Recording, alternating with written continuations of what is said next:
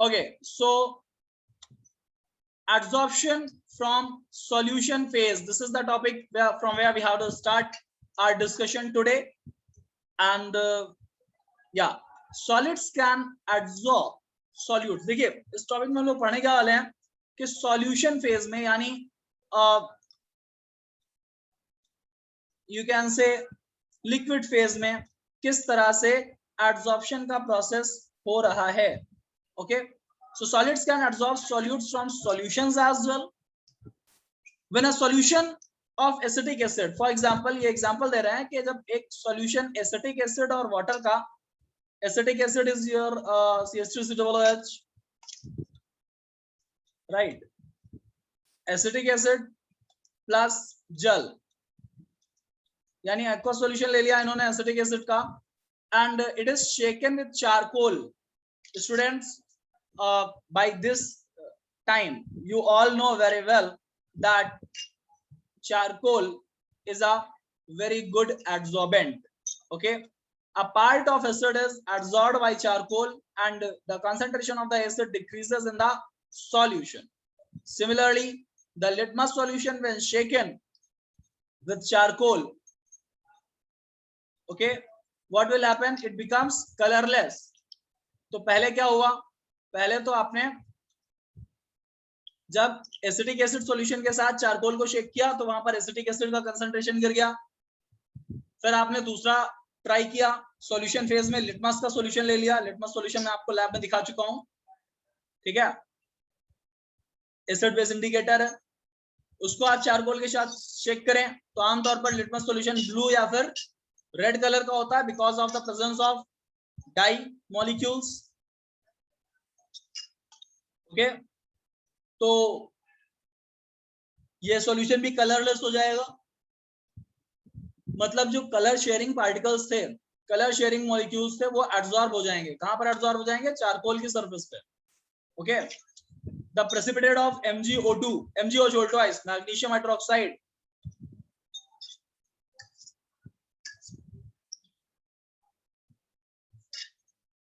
okay, the precipitate of magnesium hydroxide attains blue color when precipitated in presence of magnesium reagent.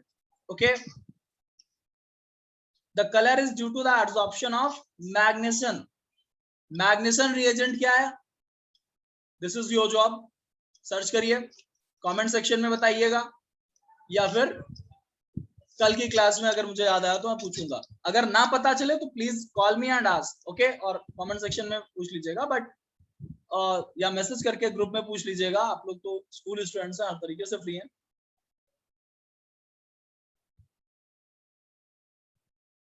ठीक है.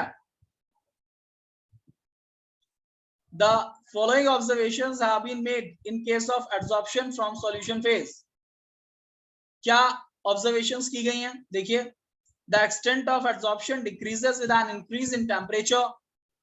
Temperature increase करने पर extent of adsorption decrease करता है.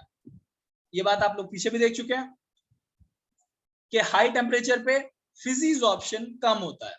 ठीक है. Next, the extent of adsorption increases with the increase on the surface area. Quite easy. The extent of adsorption depends on the concentration of the solute in the solution, and the extent of adsorption depends upon the nature of the adsorbent at the adsorbate.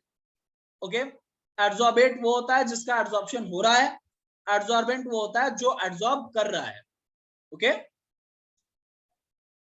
Jin candidates ने आज first day class join किया, it's my request, YouTube channel पर पीछे के 2-3 videos पड़े हुए हैं, देख लीजिएगा. ठीक है, तो आपका चैप्टर कवर हो जाएगा. Then the precise mechanism of adsorption from solution is not known. बेटा, एडसॉर्प्शन का जो प्रिसाइज मैकेनिज्म है, वो जो एक्चुअल मैकेनिज्म है सॉल्यूशन फेज में, उसके बारे में ज्यादा आइडिया नहीं है हमारे पास. Adsorption from Freundlich equation approximately जो फ्रुंडली की इक्वेशन मैंने गैसियस मीडियम में डिस्कस की थी, वो अप्रोक्सीमेटली डिस्क्राइब करती है behaviour of adsorption from solution with a difference that instead of pressure concentration of the solution is taken. मतलब जो गैसियस फेज में हम लोगों ने इक्वेशन ली थी उसमें x अपॉन m यानी mass of adsorb, mass of gas adsorb per unit mass of the adsorbent is equal to k into p की पावर 1 अपॉन n होता था। यहाँ पर हमने प्रेशर की जगह कंसंट्रेशन लिया है, ओके, बिकॉज सॉल्यूशन फेज में ले रहा है। लिक्विड सॉल्यूशन पे प्रेशर का कोई बहुत बड़ा फर्क नहीं पड़ना है। अब यहाँ पर आप नोटिस करें what is C? So C is the equilibrium concentration when adsorption is complete. जिस स्तर पे adsorption का प्रोसेस कंप्लीट हो रहा है उस समय का जो कंसंट्रेशन है, जिस समय इक्विलिब्रियम अटेन हो रहा है उस समय का जो कंसंट्रेशन है वो लिया गया है। प्लीज चेक किया, एक पोटेंशियल क्वेश्चन बन सकता है यहां से, वन लाइनर, ठीक है।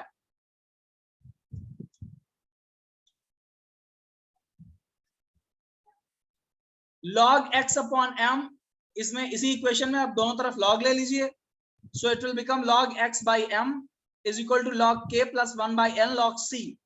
और यहां पर अगर आप ग्राफ प्लॉट कर लें जैसे कल हम लोगों ने फ्रुंडली इक्वेशन में किया था, राइट, x by m ये y is equal to mx plus c, तो log x अपॉन m आप ले लीजिए y एक्सिस पे, log x अपॉन m ये हमारा y एक्सिस पे हो गया, और x एक्सिस पे मैं ले लूं log c यानी कंसंट्रेशन ऑफ c, ओके, का log। तो आप समझिए कि जो भी स्ट्रेट लाइन आएगी ये आपका हो जाएगा y intercept that is log k, और जो स्लोप आएगा the slope will be equal to 1 upon n, as you can relate this equation from the straight line equation y is equal to mx plus c, okay, yeah. Now plotting log x by m against log c, a straight line is obtained which shows the validity of Freundlich isotherm, okay, ये आपको Freundlich isotherm की validity बताता है। क्यों? क्योंकि यहाँ भी straight line आ रहा है। This can be tested experimentally by taking solution of different concentration of acetic acid. Experimentally आप इसको कर सकते हैं, एसिटिक एसिड के अलग अलग कंसंट्रेशन वाले सॉल्यूशन को लेकर के और चारकोल इक्वल अमाउंट में डाल करके आप कंसंट्रेशन में डिक्रीज देख लीजिए कितना एब्जॉर्प्शन हुआ और कंसंट्रेशन क्या था इक्विलिब्रियम पे। तो equal volumes of solutions are added to equal amounts of charcoal in different flask. The final concentration is defined in each flask after adsorption. The difference in the initial and the final concentration gives the value of x. Using the above equation validity, isotherm can be Freundlich isotherm can be established. Okay. अब हम लोग बात कर लेते हैं applications of adsorption. Right? Adsorption के applications क्या हैं? Let's move on. I hope मैंने जो अभी ग्राफ बनाया था वो आप लोगों ने ड्रॉ कर लिया होगा। बहुत यूनिक कुछ नहीं है उसमें, जिस बच्चे को कल वाली क्लास आसानी से समझ में आई होगी वो आसानी से ड्रॉ कर लेगा, बट जिनको नहीं आई है उनके लिए मैंने बनाया था, तो प्लीज टेक केयर, ड्रॉ कर लीजिएगा। एप्लीकेशन ऑफ एडसॉर्प्शन, पहला प्रोडक्शन ऑफ हाई वैक्यूम। जब भी आपको एक हाई वैक्यूम मेंटेन करना होता है we go through the adsorption techniques, right. What is adsorption, कैसे यूज कर रहे हैं? The remaining traces of air, मान लीजिए आपने एक वैक्यूम पंप से वैक्यूम क्रिएट कर लिया मगर आपको हाई वैक्यूम चाहिए, तो ट्रेस अमाउंट में जो एयर अंदर रह गया है उसको रिमूव करने के लिए आप क्या करोगे? आप उस इवैक्यूएटेड वैक्यूम वेसल में कुछ चारकोल डाल दीजिए, वहां पर वैक्यूम वो चारकोल और एयर को एब्जॉर्ब कर लेगा और उसके बाद काफी हाई वैक्यूम प्रोड्यूस हो सकता है, किया जाता है इस टेक्निक से, ठीक है।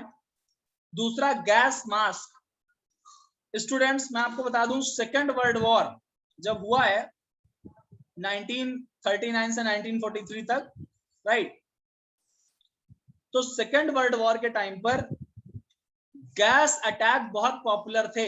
अगर आप लोग इंग्लिश लिटरेचर में इंटरेस्ट रखते होंगे तो आपको याद आएगा कि 43 से 60s 70s तक एक वॉर पोएम्स का फेज चला था। विलियम वर्ड्सवर्थ राइट टाइप के लोगों ने बहुत अच्छी पोएम्स लिखी हैं। उनमें से एक पोएम मैं आपको सजेस्ट करना चाहूंगा, टाइम मिले तो पढ़िएगा, मुझे राइटर इसका नहीं याद आ रहा है अभी।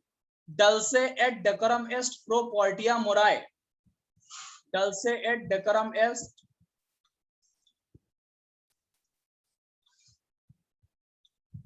प्रो पोर्टिया मोराए।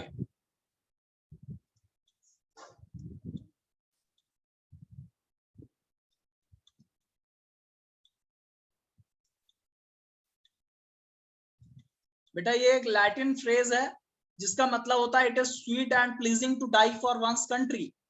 और उसमें राइटर ने, पोएट ने एक्सप्लेन करने की कोशिश की है कि जब इंसान मर रहा होता है तो उसके मन में कैसे कैसे ख्यालात आते हैं, कैसा पेन वो झेल रहा होता है।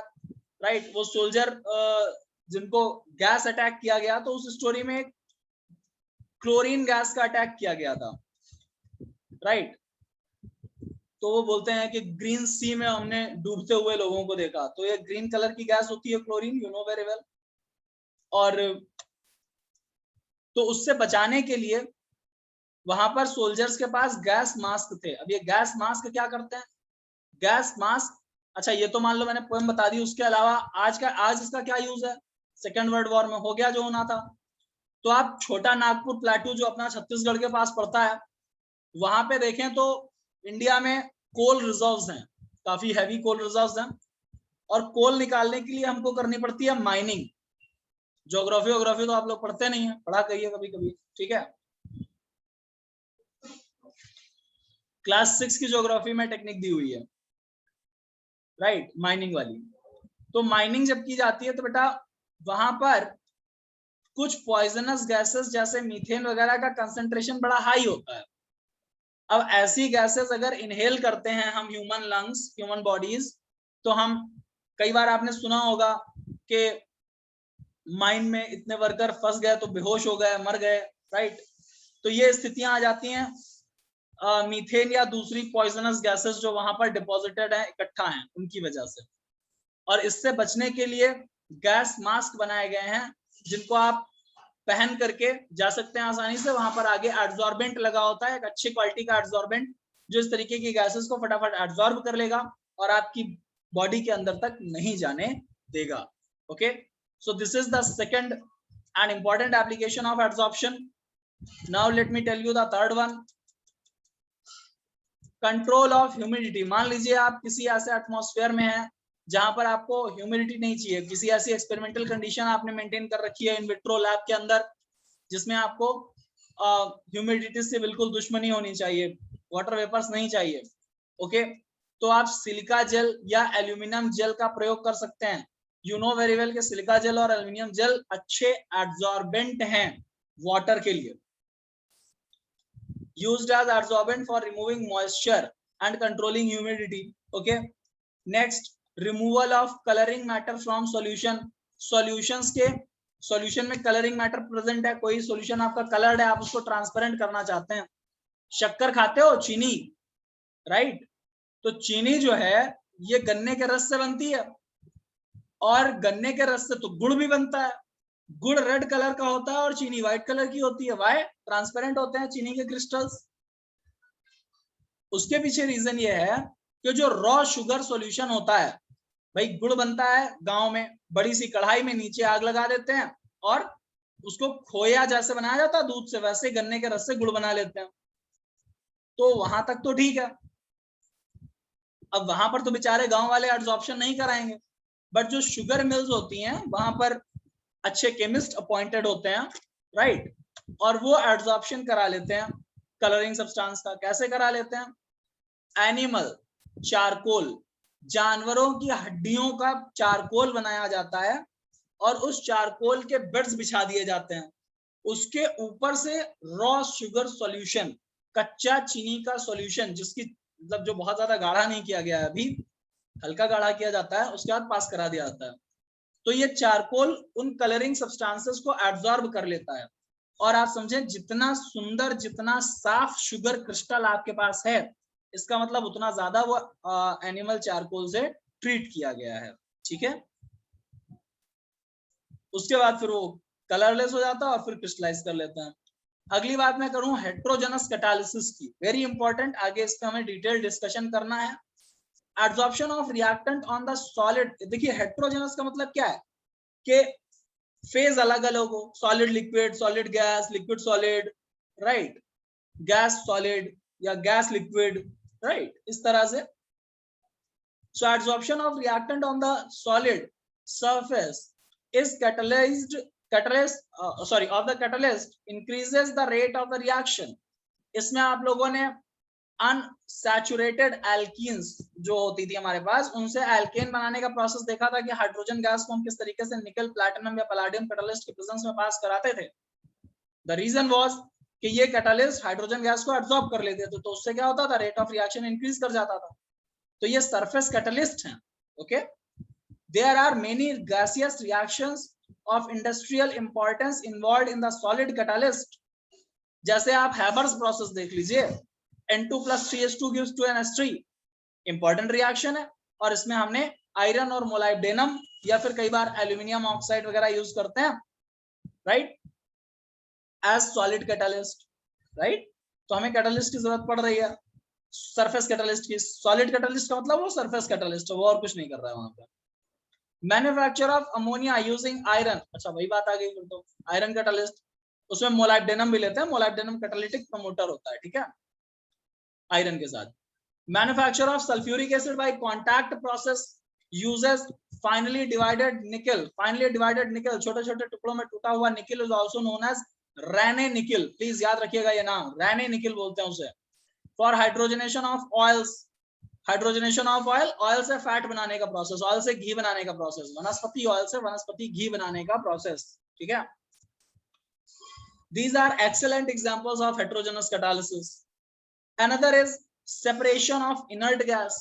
अगर आपको कभी inert gas separate करनी है तो कैसे करेंगे? Due to difference in the degree of adsorption by the gases by charcoal, अलग अलग gases, मैंने आपको बताया था कि on the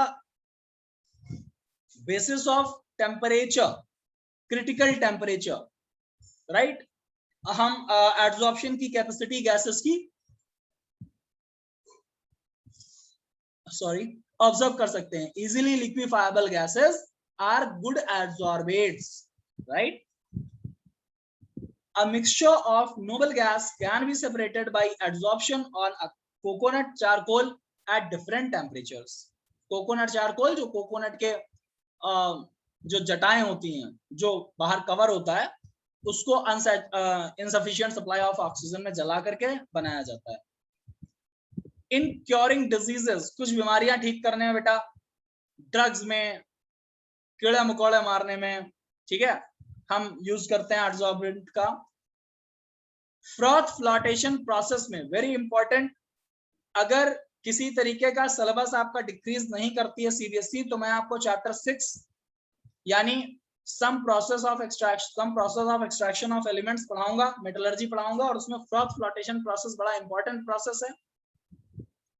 इसमें हमें लो ग्रेड के सल्फाइड ओर का कंसंट्रेशन करना होता है, अर्थली मैटर और मिट्टी वगैरह जो गैंग और मैट्रिक्स होता है उसको रिमूव करने में। शायद क्लास 10 में मैंने आपको नहीं पढ़ाया है, तो अब मैं कह नहीं सकता कि आप लोगों को पता है कि नहीं, पता होगा, वैसे आप सभी इंटेलिजेंट हैं।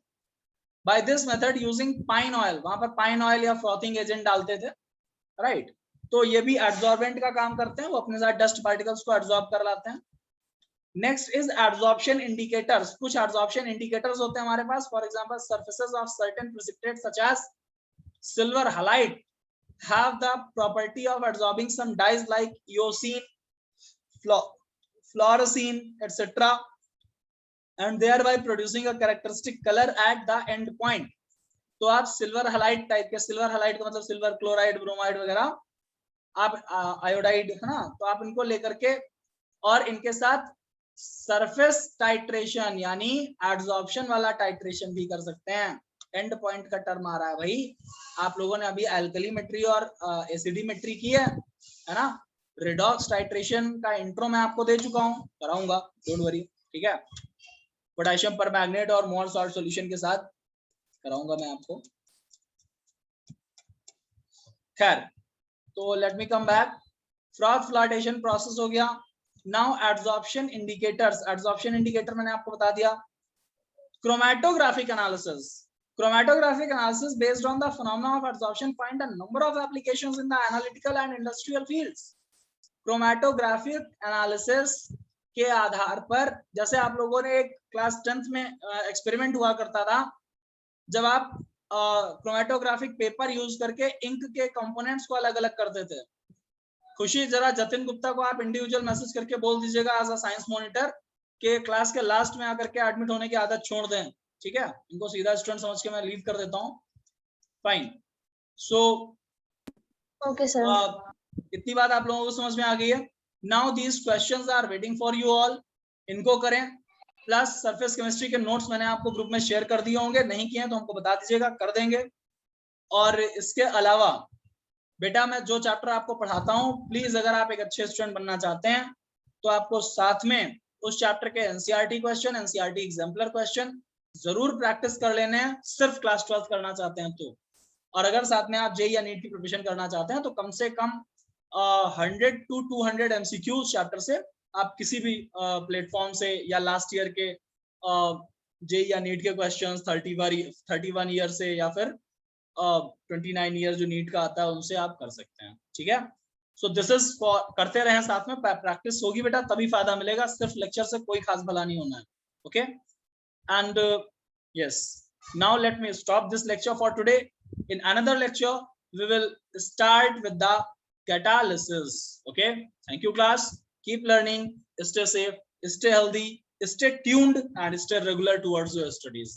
Thank you.